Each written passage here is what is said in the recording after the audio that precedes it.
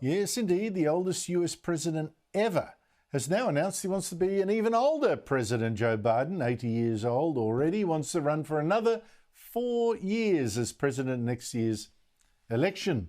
Now, he made that announcement in a 3-minute video, which is probably wise, seeing how vague he is. And he said he wanted to, later at a speech, he wanted to fight other Americans. Freedom. Personal freedom is fundamental to who we are as Americans. There's nothing more important, nothing more sacred. But you know, around the country, MAGA extremists are lining up to take on those bedrock freedoms. Yeah, you've got to fight those wicked Trump lovers. I mean, really. So, joining me is Rick Gates, who was deputy chair of Donald Trump's first and successful campaign to become president. Good to see you, Rick Gates. Joe Biden picked a strange way to announce he was running again, and not with a speech, but with a 3-minute video. Now, why was that? Andrew, great to see you again. Yeah, it's very unusual. It's certainly different from running his campaign out of a basement as he did in 2020. So I think the Biden campaign wants to make sure that they're able to control as much of what he says as possible for fear of mistakes or gaffes or any other thing that might derail, this initial launch. But to announce a formal campaign with a video is very different than most of the other candidates did it. Certainly, as you saw, Donald Trump, Nikki Haley, Mike Pence, many others, they typically use a rally and to really generate a lot of enthusiasm behind it. Certainly, Biden did not accomplish that today. I guess it's trying for the, low drama, no risks approach. What struck you about the video? I mean, looking at it, it seemed to me he was trying to pitch that there's a certain part of America that's an enemy of the other part. I mean, it's quite negative in that regard. It's almost like he's picking up on Hillary Clinton's deplorables, but saying, well, they're actually MAGA extremists and they're coming for your freedom. Is that an effective pitch? Well, it's not. It's effective at the beginning when you're trying to galvanize your base, which is exactly what he's trying to do in this video.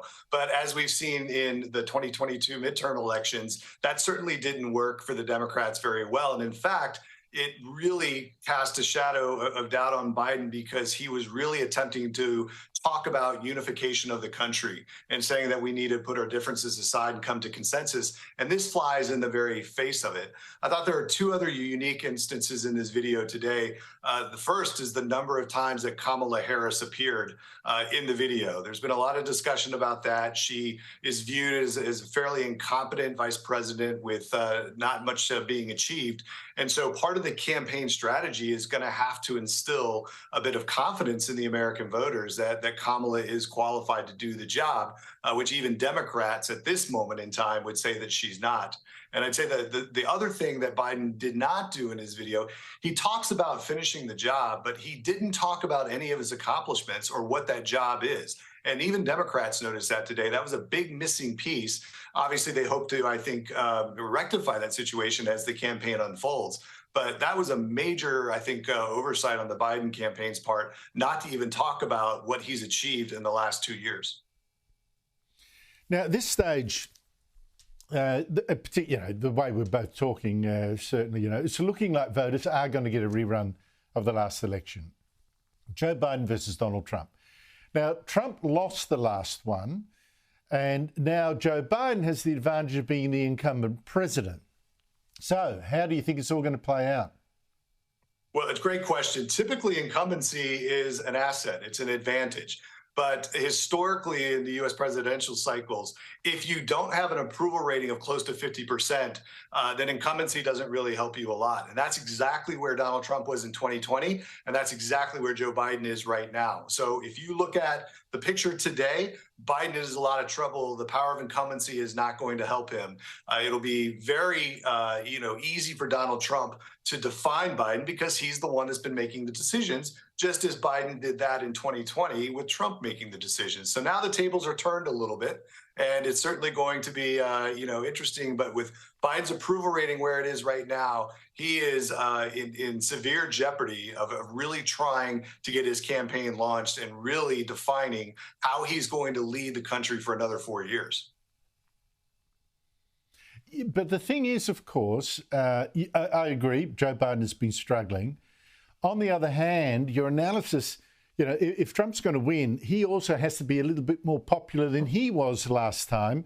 I'm not sure that's the case. There's been a lot of paint taken off him in the last couple of years. Well, and this is why I say the importance of the independent and moderates. I don't think people understand the impact that they're going to have yet. It'll be defined as the campaigns roll out. But at the end of the day, it's easy for each candidate to kind of, really gravitate toward their base, galvanize them, put energy into them. But as to your point, there are issues with Donald Trump. There are many issues with Joe Biden.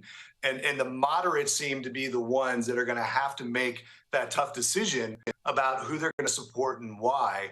And when you start looking at the important issues in our country, obviously it's no secret that the economy, inflation, quality of life is number one right now. And if that holds, then that's really going to be bad news for Biden, because he's really going to have to come around and create an economic plan that'll work. And so far, obviously, that's the one area even Democrats are very much against Biden, that he hasn't done a good job in that key policy issue.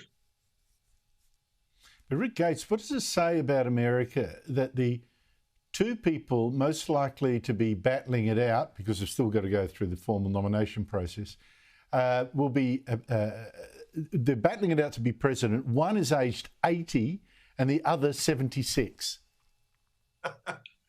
Yeah, one of the things that you see from a lot of the Republican candidates, presidential candidates, and others that are intending to run, they have started generating a narrative about a new generation of leaders. The only reason the Democrats aren't doing it, even though a lot of them believe it, is because Joe Biden's the incumbent. And so there's going to be less talk on that side. But at the end of the day, there is absolutely a large percentage of Americans that want to see the next generation of leaders step up. The problem is that both of these leaders, Joe Biden and Donald Trump, have a grip on their bases at the moment. And so you're not going to see a lot of dramatic change. And so people are going to have to ultimately swallow the idea that you will absolutely have somebody over the age of 80 in office next time. And that calls into a whole host of questions, as the world has been able to witness firsthand, particularly with Joe Biden's mistakes along the way.